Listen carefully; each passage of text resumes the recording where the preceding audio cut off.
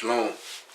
Um, Last night I was reading some scriptures, and I asked the Almighty, I said, Abba, would you show me what you're saying in your word?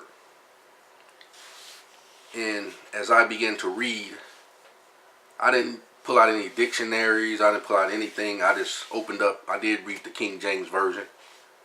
I just opened up the scriptures and began to read. And as I began to read, like I said, I didn't think about my own philosophies. I didn't think about what other people think. I just read what was on the paper, what was in the book. And as I read those things, and I started seeing different things, this might be several videos, we'll see. As I began to read those things and seeing different things, I just read it as it was on the paper. And one particular word stuck out. We usually say Israel. But then I read it as it is on the paper, and like I said, a lot of things is hidden in plain sight.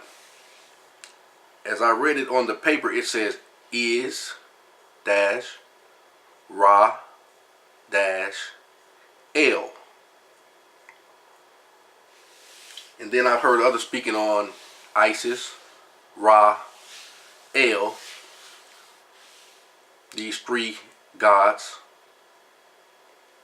A lot of time in Egypt they have paintings on the walls, and then they have people that looks like us on those walls, the Hebrew people.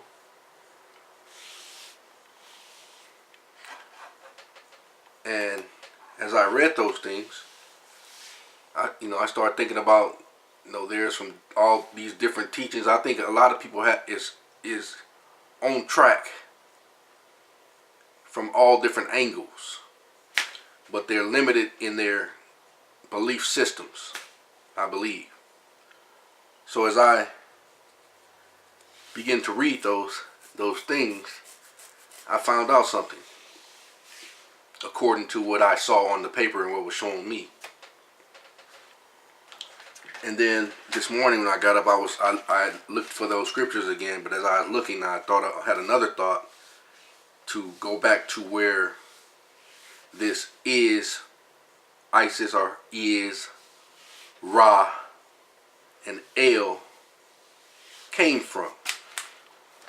And then I was given another thought. A lot of people say, man, the Peni guy, the opening of the third eye is evil and all these things. And then I had a thought right now. All of the people that Abba used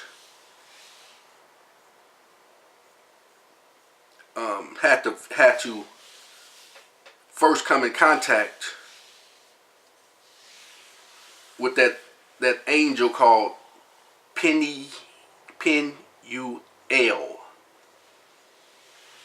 That is the veil separating you from your reality into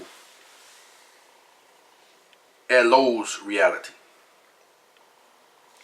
When you will actually get the chance to see him face to face to receive your instructions. And that's that place, or we'll get into it, where you pass over from your reality, pass over, you die to your ways of thinking, to your thoughts, to your, like they say, when a person dies, he passes on, he passes over. So you pass over from your ideologies and your ways of thinking, and now you are able to, you'll have your third eye, and of course you'll see oftentimes that trouble comes into your life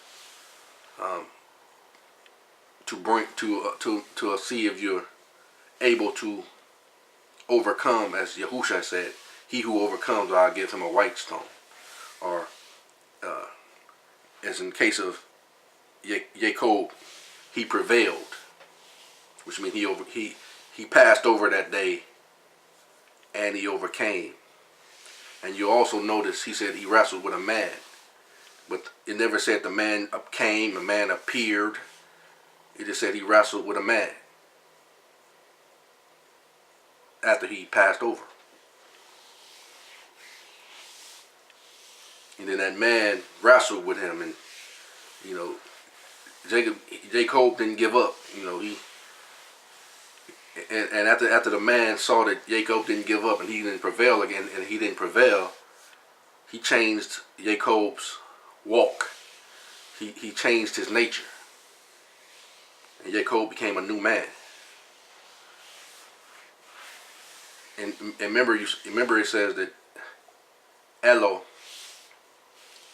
the great Elo, said he was going to be with him. So he already knew he was going to get to that place to where he was going to have to wrestle with that man to for him to change his nature. He already knew that he was going to prevail, but he didn't tell Jacob all the details. But that one day when he was alone, that's when he was taken to that place to where he can be go to that place right before the veil. That's at the veil where he can wrestle with that angel called Peni, the pineal gland, that he may go to the next dimension where Elo is.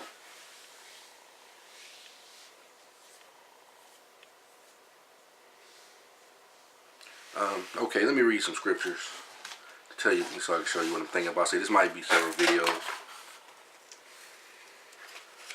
Genesis 32:24, and Jacob was left alone, and there wrestled a man with him until the breaking of the day. 25. And when he saw that he had prevailed not against him, he touched the hollow of his thigh, and the hollow of Jacob's thigh was out of joint, as he wrestled with him. 26. And he said, let me go, for the day breaketh. And he said, I will not let thee go, except thou bless me. 27. And he said unto him, what is thy name? And he said, Jacob. 28. And he said, thy name shall be called no more Jacob, but is Ra El. For as a prince hast thou power with Elo and with men, and hast prevailed. At that point he was worthy, and he had overcome, so he can receive the blessing. And his blessing is called is Isis, Ra, and El. And then later on I'll get into the importance of who Isis, Ra, and El is. But it says is, Ra, and El. But others say that is Isis. Isis, Ra, and El.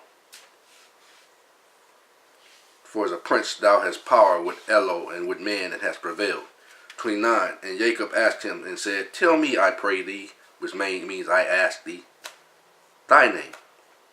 And he said, wherefore is it that thou dost ask after my name? He said, why are you asking my name? That's not my purpose. And he blessed him there. And Jacob called the name of the place Peni. For I have seen Elo face to face.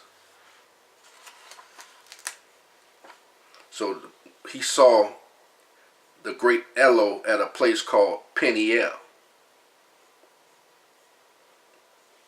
the pineal gland. Some say the third eye. And then just for reference, Moses saw Peniel at the burning bush.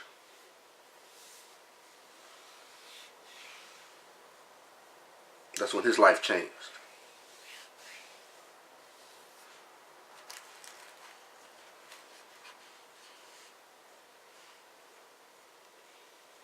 Elisha saw Peniel when he was with Elisha.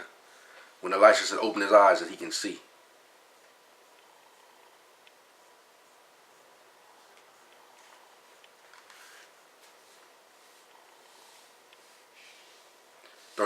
And as he passed over Penuel, the sun rose upon him, and halted upon his thigh. So as he passed over Peniel, that place where he saw Elo face to face, he was enlightened. His knowledge was bright.